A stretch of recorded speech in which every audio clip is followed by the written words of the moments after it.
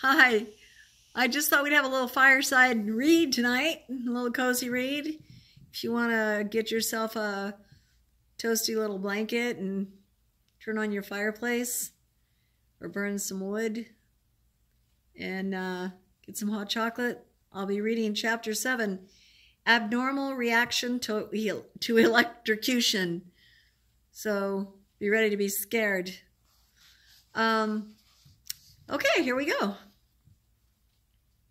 At 2 in the morning, the guards at the Chancellery building in Berlin changed. Rolf counted his steps as he slipped down the hall of black and white squares in stocking feet. Hitler's glorious pink marble chancellery, gosh, I can't say that word, chancellery,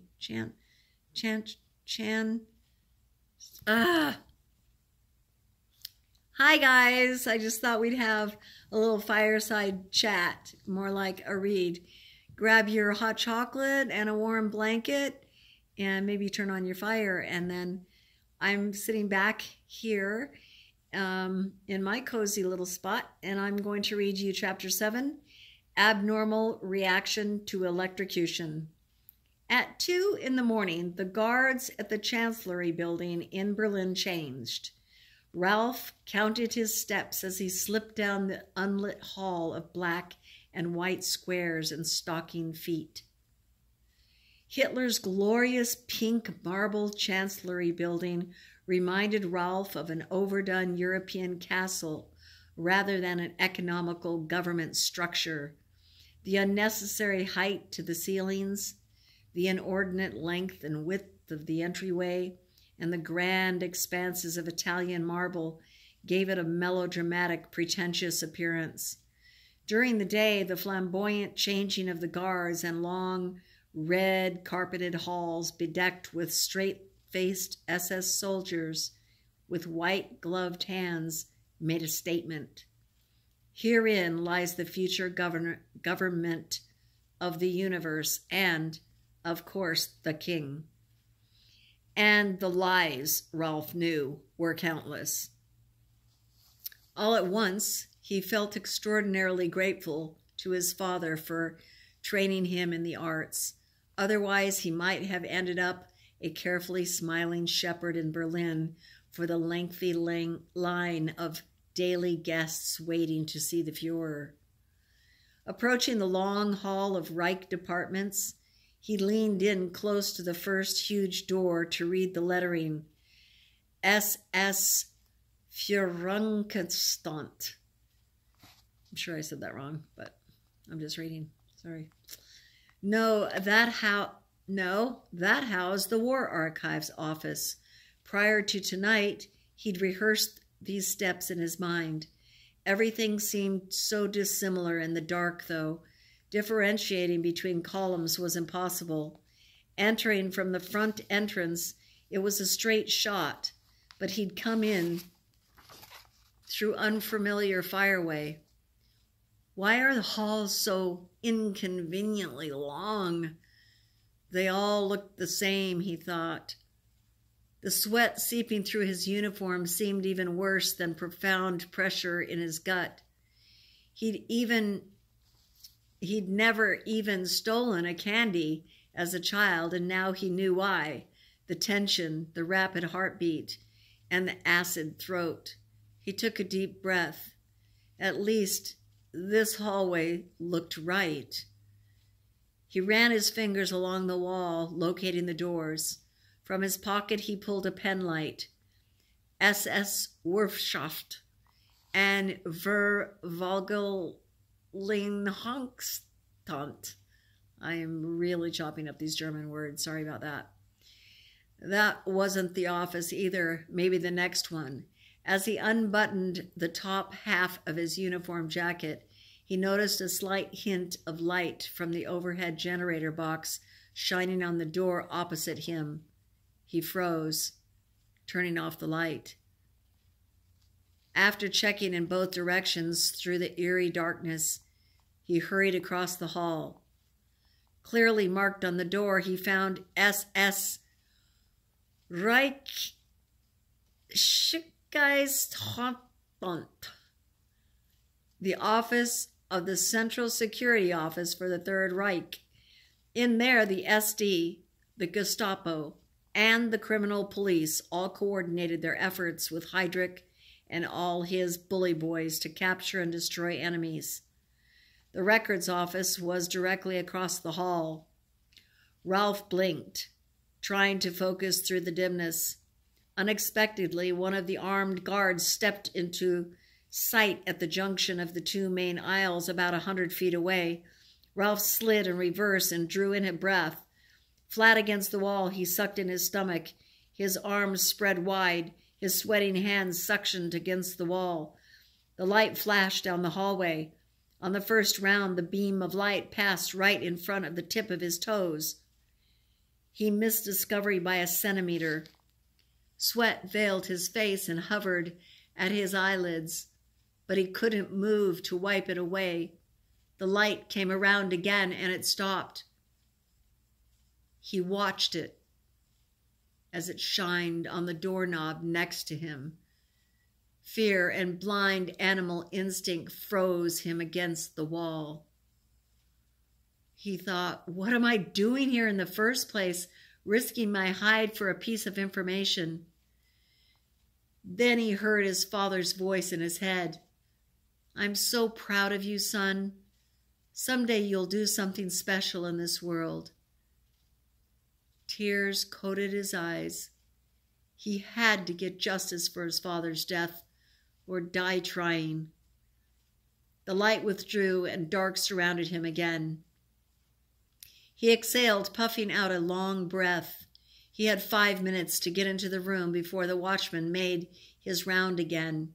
He flipped on the penlight and proceeded to the SS Personal Hauptamt, the records department where the SS kept their meticulous personal genealogical information on SS officers and party members. Here they kept the SS file on his father, and that, according to Hahn's source, should provide the details of his service and death. At last, Ralph stood in front of the records door. Reaching to open it, he found it locked. Bateman, his newly acquired resistance contact, had unlocked the window of the second-story fireway and provided the key. He reached into his pocket, fingering the loose threads at the bottom. No key. He searched his pants again. An unexpected sound startled him. A light, a door shutting, someone coming in or out around the corner. He stopped, held his breath, and glided himself back against the wall. Another flash of light forced Rolf to his knees. He crawled back to the previous stairwell and unbuttoned his shirt collar. He took a few long, silent breaths. Knowing time was running out, he cursed himself. Donnerwetter, damn idiot, the key is in my sock. Once inside the office, he fumbled for the light. Don't use any light switches, Bateman's warning circled in his head. He pulled out the penlight, rubbing at the quivering in his neck. He canvassed the gunmetal gray file cabinets on the left wall. Nothing. He rushed to the opposite wall. Not what he needed either. Where would they organize the genealogy records of Nazi officers? He checked the large office. Lined neat as soldiers, over 50 solid wood desks made 2 rows down the center of the room. On the front wall, matching mahogany bookshelves stood side by side, filled with books, memo bins, and stacks of wrapped paper. He sidestepped down the center aisle, flashing the light from side to side. Too much time had passed. Hidden in the corner bay behind a lavatory, he found a long row of gray 3-drawer cabinets, stacked 3 high and secured to the wall with metal bands.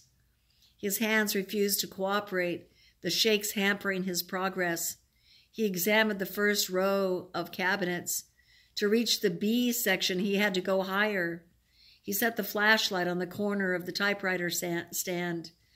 The ladder screeched slightly when he pulled it closer. Damn! He waited to see if anyone would come. A minute went by, then another. No sound of approaching feet. Finally, he climbed the ladder. He found the right drawer. It was locked. He yanked it, but it didn't give. He fumbled in his pocket for a knife. The blade against metal made sharp, brittle noise. He stopped to listen for feet. Each second that passed felt like a death sentence. Finally, no guards. Again, he pried at the drawer. This time he got it. It opened. The bold-faced names written in neat black ink atop each folder reminded him how his training emphasized neatness, exactness, and orderliness. He suspected that this would be the one time in his life he would ever compliment the Third Reich policy. The B section comprised 3 drawers. After the first, he pried and pulled open the next. Bauer, Baumann, Becker, Brandt. His hand trembled when he touched the file. Frederick Wilhelm Brandt. He removed the folder and began reading. The first page included standard information: name, DOB, DOD, COD. He turned a few more irrelevant pages. His father's genealogy record had some underscores, but generally the first record, comprising 5 pages of notations, seemed of little consequence. On the 6th page, he found a pedigree chart. 4 generations back, on his father's mother's side, checked in thick red ink, was a Jewish name: Esther Nehama Hirsch. Ralt felt his stomach lurch into his chest. They killed his father for having tainted blood. What insanity! He dropped his head, his heart swelling in disbelief. Then it came to him. If this chart was accurate, Jewish blood flowed in his veins too. If this was true, that Brutzkeller bastard knew it, and so did Himmler and Hitler. They had merely overlooked this information? Maybe, but on second thought, Ralph didn't think so. They knew. Later, when they didn't need him anymore, this information could be used to reduce him too. Was Himmler waiting for the right moment to use it as blackmail? Wetter, damn it! He mumbled aloud, forgetting his current predicament. 100 fears thundered through his head, causing his stomach to rumble.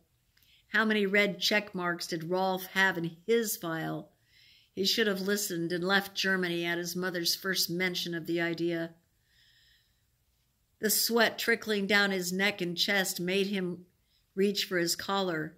He unbuttoned another button and yanked at the material to let air under his uniform. God, I'm thick-headed. I could be sunning myself on a California beach right now. After a few long breaths, he calmed himself enough to think, wait, this is ridiculous. They don't kill people for having a little Jewish blood. Even Heydrich claimed a touch of Jewish blood far back, and who didn't? The Jews had lived in Germany for centuries. With so many assimilated Jewish Christians, there must be a hell of a lot of integration. Feeling more confident, he reopened the file. He found his father's confession on page 10. His relentless pursuit of truth finally brought him to this page, to these words. Neatly typed in bold red ink, one significant paragraph stood out. Papa. Oh, Papa, he thought. He shut the folder, his eyes filled with tears, blinding him. His head fell back and he stared into the blackness of the room. What did they do to you, Papa? His mind raced through all the memories of his father. When he was small, he walked to Berlin's National Gallery every day after school to study art with him. Even with a busy, high-ranking position, his father's silky blue eyes never failed to light up when Ralph entered the room. That wide, welcoming smile was infectious as he opened his arms for a big hug. The arrival of his little boy put a swift curtailment to all less important transactions as he instructed his assistants to take a coffee break. That single gesture created a bond of love and admiration that would never die. Hoisting Rolf to his knee, the bright afternoon sun coming in through the window, he often asked, "So how was school today, Rolf? May I see your drawings?" Ralph felt like his father's favorite art student. The critique of his young work always left the emphasis on the best quality, varying attributes day by day. "Excellent perspective. You are going to be a great artist one day." "Like my father?" "Oh, much better than your old father, I hope." At last he reopened the folder, found the page again, and reread the words. "I, Frederick Wilhelm Brandt, do confess to my dishonor to the Third Reich. By my own hand I do admit to the charges of disobeying orders of my Führer and systematically misclassifying or otherwise distributing or liquidating national treasures for my own benefit." Barely legible, the signature told the story. Weak and nothing more than a scribble, but Ralph knew it belonged to his father. They didn't kill him for having Jewish blood. They killed him for treason. Ralph kept reading. He must find out the name of the person who ended his father's life. That was the point. The otherwise cheap white paper looked as though it had been through a washer and pressed with starch. It was beginning to fray and turn yellow at the corners. He doubted it was the original. His heart pounded as his penlight followed along each line of the dossier. Frederick Wilhelm Brandt, traitor to the Third Reich. Distribution contacts. Berlin Underground. Names of associated accomplices: Joseph Weinstein, George Finmaker, David Berlowitz, Hans Klinger. Hans? They know Hans helped him? Is Hans a spy now? How come Hans is still alive? Weinstein has disappeared. His father was dead. How did Hans get off with only losing a finger? And if Hans was a spy, Rolf didn't have long. Continued reading. Repossession potential, nil. Interrogator, SS Officer Richard B. Rohnbergen. Interrogation assistance, various military and Reich personnel. Methods to extract information. Day 1, partially starved.